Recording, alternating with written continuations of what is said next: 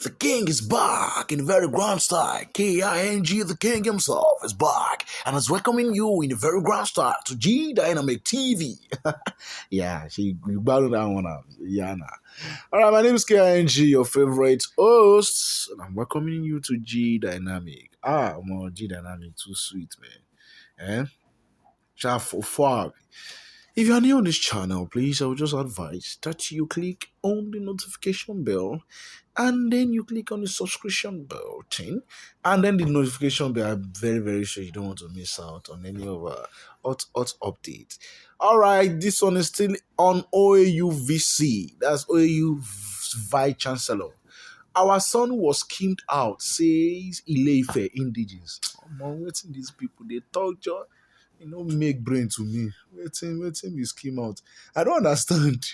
This was like this thing I vote now. And even the Ile-Ife indigene himself was, he fell on number 9 on the list. So I don't still get how it is possible like this.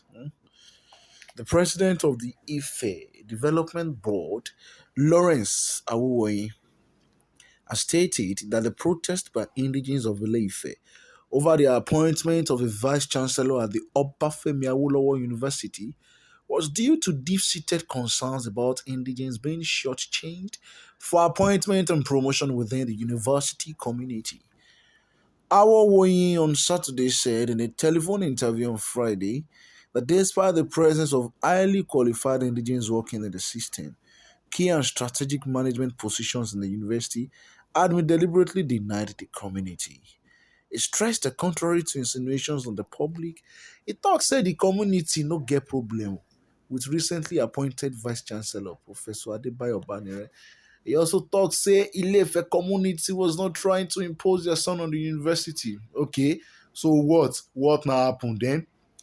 He, however, added, he talk Balaga. He talk say the community talk say their own son, will be one of the contestants for the position of the VC, was kicked out of the process. He can't advise the federal government, say make them institute an inquiry to ascertain the claim and make them make sure that due process in the appointment of the new VC of the university. Hmm, hmm, hmm. Well, don't let me speak yet. Awowoyin, who is also the Obalufe of Ile-Ife, said apart from the subsisting disagreement over land between the community and university, there has been issues of appointment. But wait, though, land disagreement over land. There should not be any disagreement because the university, as we were told, the land was just given like very massive hectares of land. Like just gave them, that was by Sir Adesoji Aderemi, Kadiope Lori, the late Oni of Ife. Then was the one who gave OAU. Okay, OAU, okay, then it was University of Ile-Ife before it now became Obafemi Awolowo University.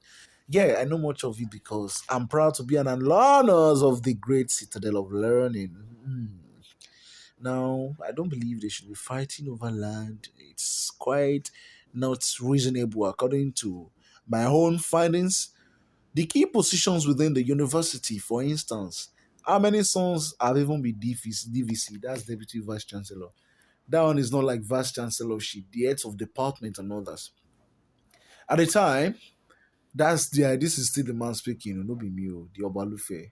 He said, at the time, we asked them why our sons and daughters cannot be VC. They said, because your sons and daughters don't wait for their turn to qualify for it. That's heavy. This time we have a qualified son at the end. He was not appointed. The question was raised. Why is he not appointed? Is it that he's not qualified or is it that he was schemed out? The belief in the community is that he schemed him out. And that is why the community is saying, let the federal government or a third party look into the process of appointing the vice chancellor, especially the last phase of the exercise. If it went through the proper process, the community will not see anything. I must emphasize this. The community is not saying at all costs. We are saying fairness and equity must prevail. The complaint of the community is not targeted at Professor Banire. Is our son, because on your left from Ile-Ife, they migrated from Ile-Ife. So there's no way we can fight him. I think he's from Honyo. Yes, Honyo. That's Professor Bamdare is from Honyo. However, the public relations officer of the university, Olarewaju Abiodun, said the aggrieved ingredients needed to have indigenes. Sorry, I said ingredient. They needed to have approached proper channels of complaint earlier than they had done. He noted that some civil measures have been taken by the indigenes to address their grievances. It is highly unfortunate that in this 21st century Nigeria, an aggrieved party resort to something fetish, barbaric, and uncalled for. In civilized societies, if you are aggrieved, there are different channels of passing across your grievances. Not be say make they go inside school, they do chant incantations, they try, yeah, they carry sacrifices. I'm waiting on top waiting. According to the man, he said it's not that you being to beat people, chase people away from duty posts, or even placing sacrifices and charms on a standard of intellectualism. Now, fortunately, they addressed a press conference yesterday, which I believe is a normal thing to have been done.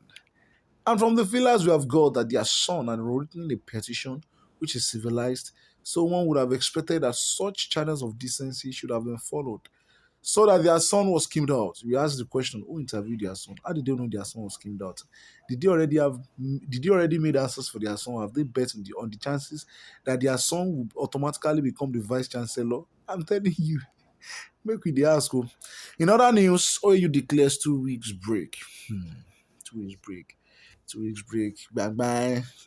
Someone, I saw a video this afternoon where someone was like, "Okay, oh, you welcome to the great standard of learning and culture, where you operate on a 2 month semester and then you go for 2 years break." The management of Obafemi Awolowo University Ile-Ife has announced a 2 week mid-semester break beginning from March 2022.